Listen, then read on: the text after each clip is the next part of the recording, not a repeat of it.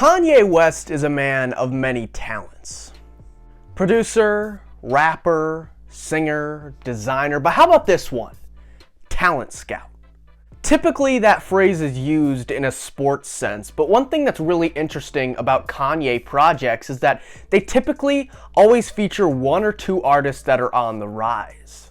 Someone relatively unknown in the music world at that point in time that Kanye sees some potential in. Throughout the years, Kanye has taken many artists under his wing and given them a platform to shine. Don't forget, Kanye at one time was just a kid from Chicago who wore pink polos and made beats on the side. Just as Jay-Z aided Kanye in his early career, Kanye has used his fame to highlight underground artists. So today, I thought it would be fun to go back and look at each of Kanye West's proteges.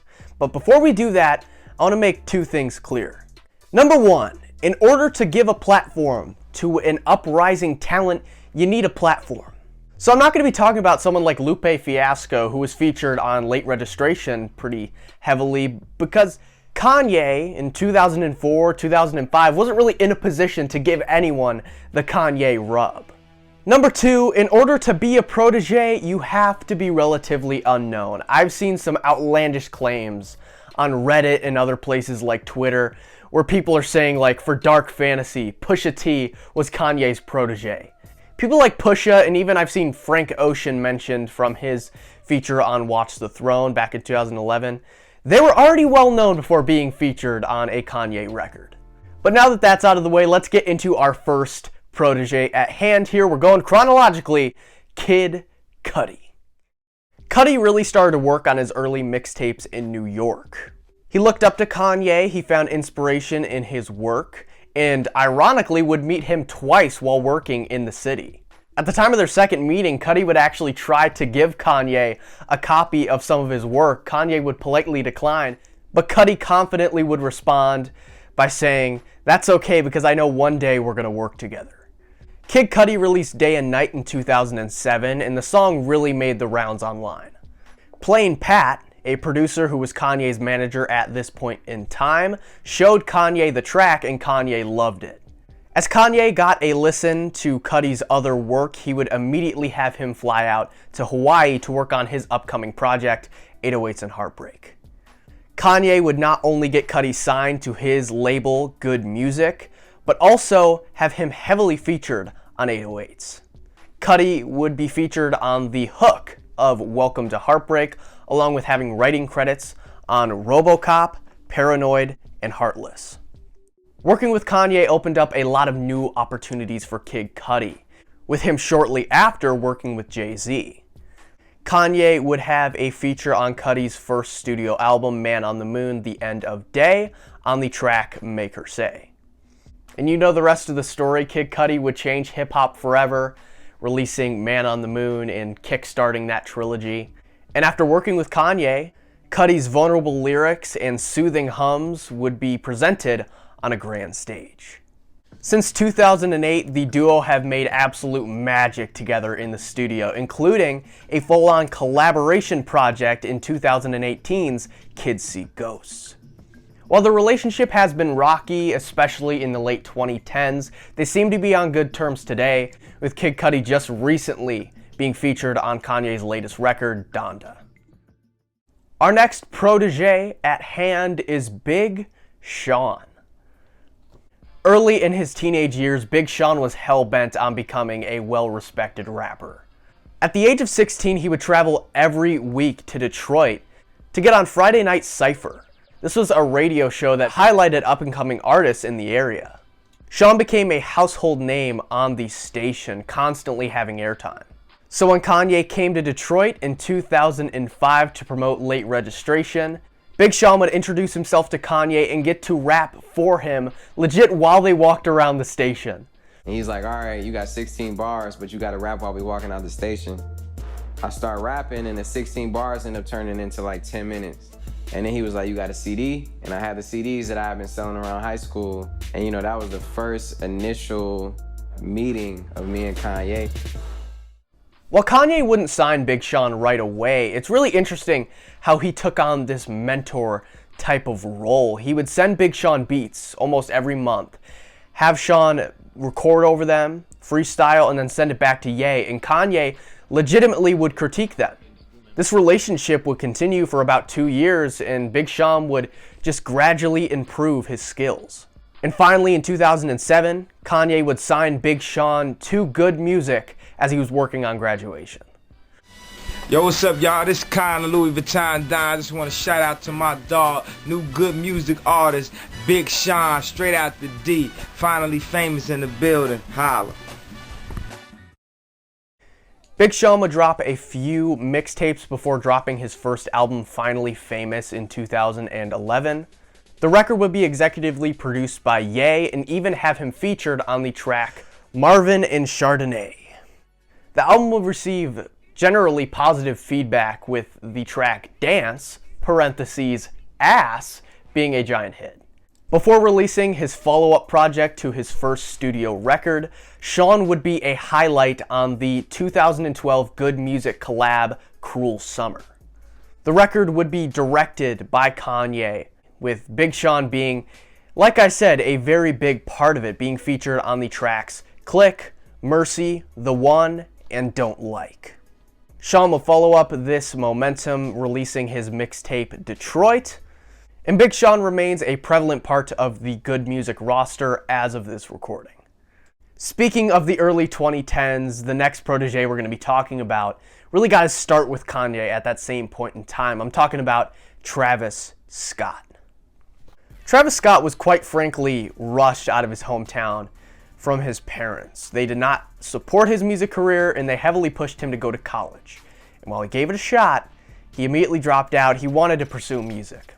So he explores in New York, and he gets to have fun in Just Blaze's studio, but eventually he goes over to LA, and he doesn't really have the funding for it, and things aren't really rolling. He isn't really selling many beats. He's been working on music since high school, and he is kind of forced to go back home, where he has this moment that's kind of like a moment of clarity. Do you quit the music industry and give in to what everyone else is telling you to do, or do you make the ultimate sacrifice and do everything in your power to make this music career work? And what does Travis Scott do? He moves to LA again, although he failed once, and things really start rolling. T.I., the head of Grand Hustle Records, also, of course, I'm sure everyone who's watching this video knows who T.I. is. He heard Travis Scott's song Lights, which Travis not only had a feature on, but he produced it himself, of course. He was impressed, had his label representatives reach out to Travis Scott, and it's like ever since that moment, meeting with T.I., Travis was selling beats left and right. Things were going well, and they would only go up from there. Kanye would hear Travis's work, be impressed, and have his people call Travis, inviting him out to New York as Kanye worked on Cruel Summer. In their inaugural meeting, Travis would end up giving Kanye the beat to Sin City, and he would also be featured on the track when it officially released in 2012. Kanye and Travis would form a very close relationship, with Kanye executively producing his first mixtape, Al Pharaoh, along with Mike Dean. Travis would even influence Kanye's work, playing a pivotal role in the production of Yeezus, having credits on the tracks I Am a God, New Slaves, and Guilt Trip. Kanye and Travis would work together often throughout 2014 to 2015, where Kanye was working on So Help Me God. They would even end up swapping tracks, with Kanye giving up his track at the time, which was titled Grave, for Travis's track at that point in time, FML. When Travis dropped his debut album Rodeo, Kanye would be featured on the very track he gave to Travis, Piss on Your Grave.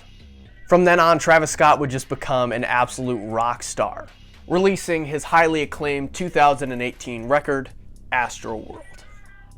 Although Kanye and Travis had their fair share of beef, it's never been directly because of one thing Travis said or one thing Kanye said. It's never been too intense.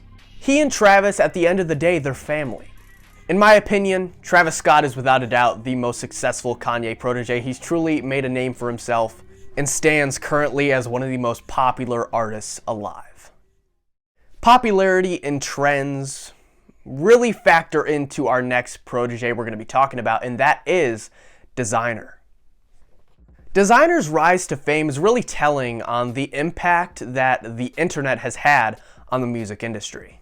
He released his first single, Panda, in December of 2015 to SoundCloud. If you had a pulse in the year of 2016, you've heard that damn song.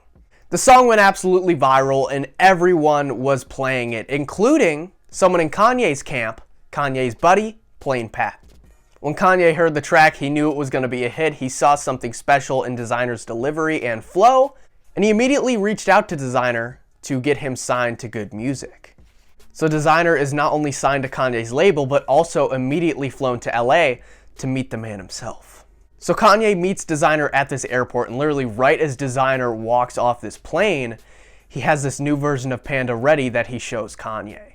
I met him at the airport, actually, and the way he was just dancing to the music, it just, I was like, this man, it's just pure feeling, energy, artistry, melody. Kanye would say that the track is just pure energy and end up integrating it into his current album he was working on at that point in time, The Life of Pablo.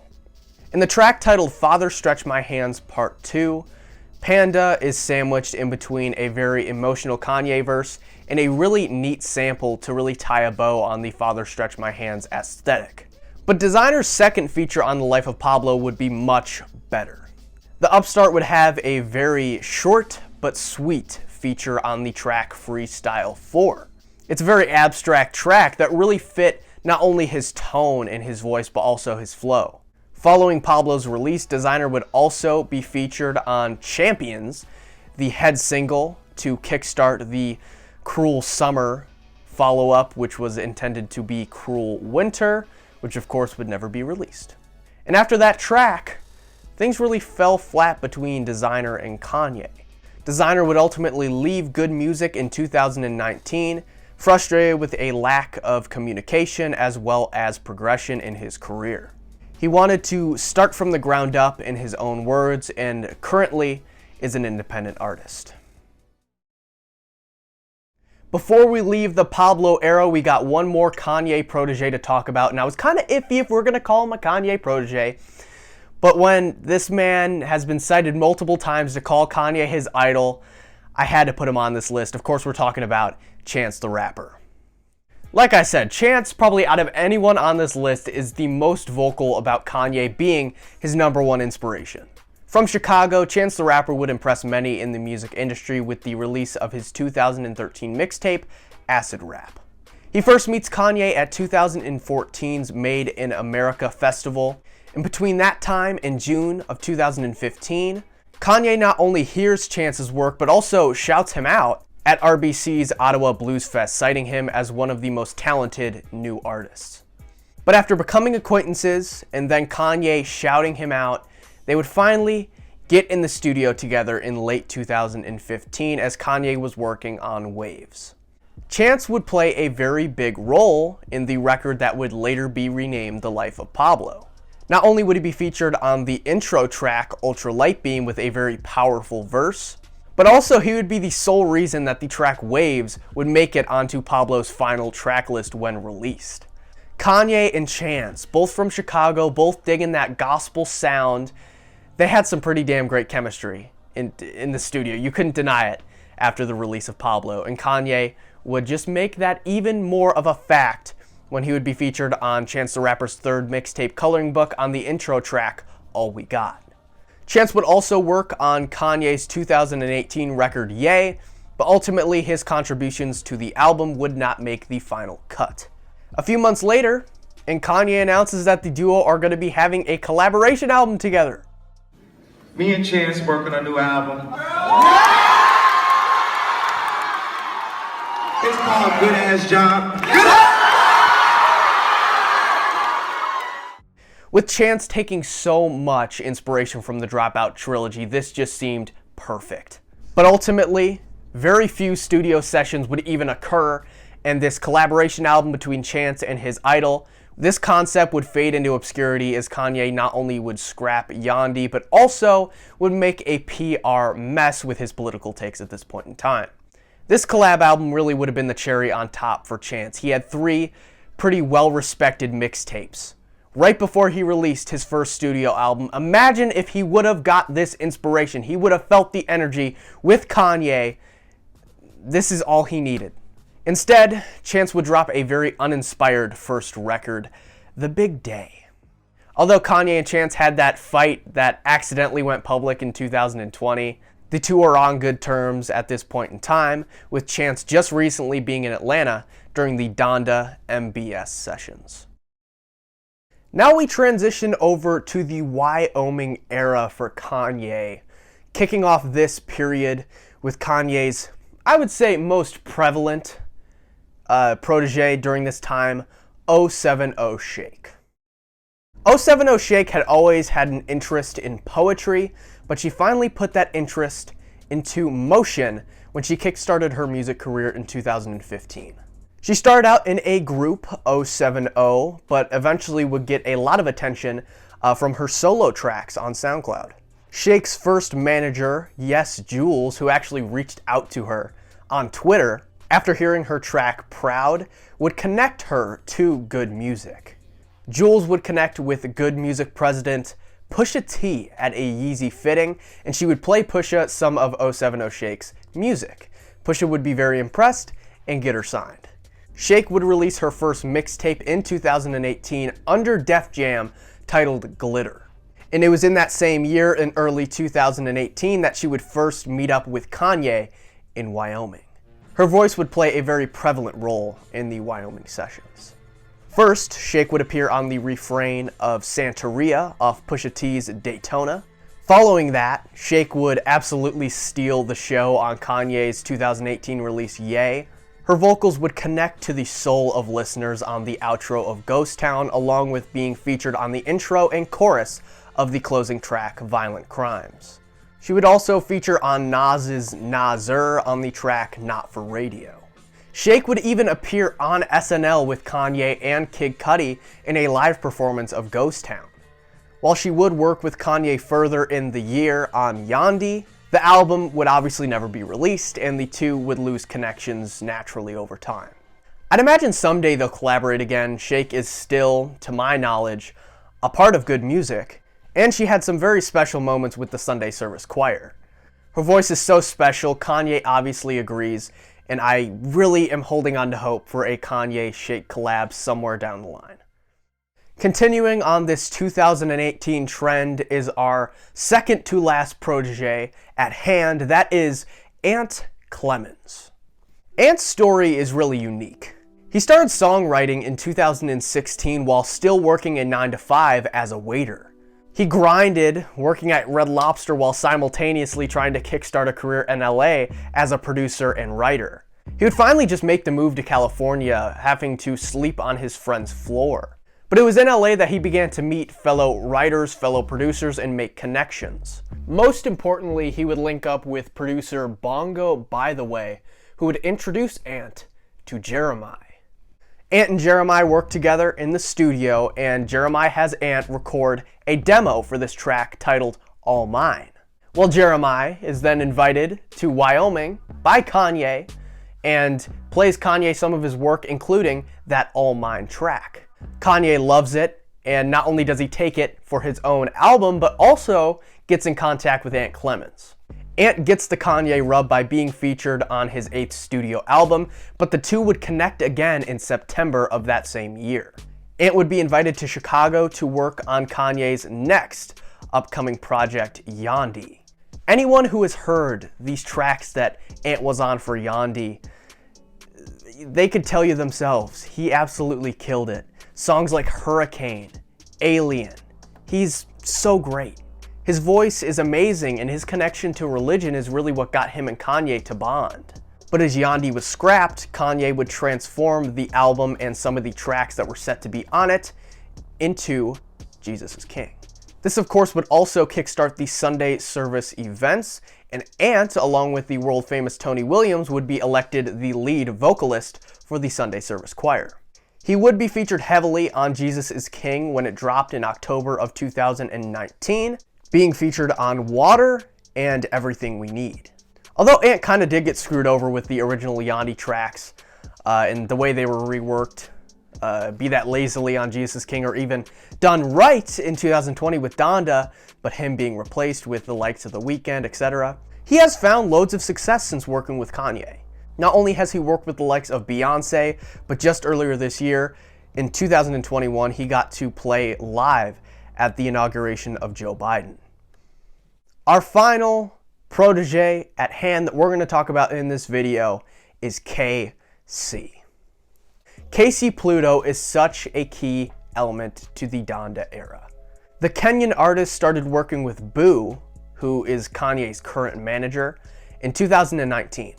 In that same year, he got to work with Lil Wayne on his album Funeral, as well as get a Lil Baby feature on KACEY's track, Patient Enough. I guess my point with, name dropping those two big artists is there's a lot of people in the music industry who have respect, who are really hyping this guy up. And the same pattern would be seen when KACEYC first met Kanye. Along with Boo, he would travel out to LA to meet Mr. West and get to play him some tracks.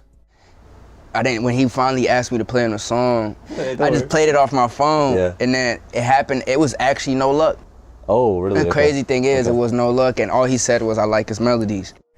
As Boo officially is elected to be Kanye's manager in early 2020, KACEYC and Kanye truly start to work together, and KACEYC is signed to Yeezy's sound, which we totally don't know what that even means still, but it's important. There is a roster of these young talent who Kanye sees something in.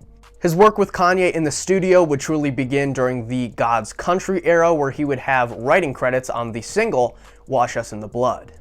As Kanye changed the theme of his 10th studio album to Donda, KACEYC would present a lot of new ideas that Kanye would inherit. For example, just a week ago, KACEYC tweeted out that when he first played Kanye 24, it moved Kanye to tears.